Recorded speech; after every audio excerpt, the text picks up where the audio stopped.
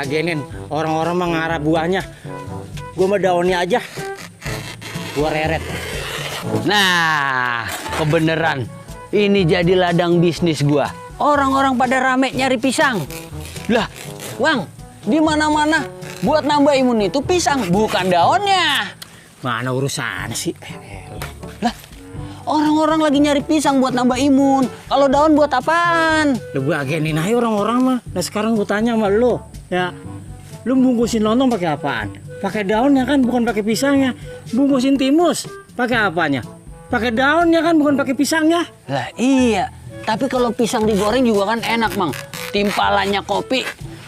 Orang mau nambah imun mah lagian ge. Bukan pisangnya digoreng dulu, lu langsung caplok sama kulit-kulitnya. Emang kalau daun pisang bisa nambah imun?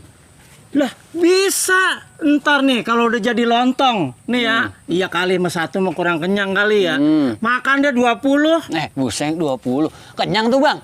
Busung.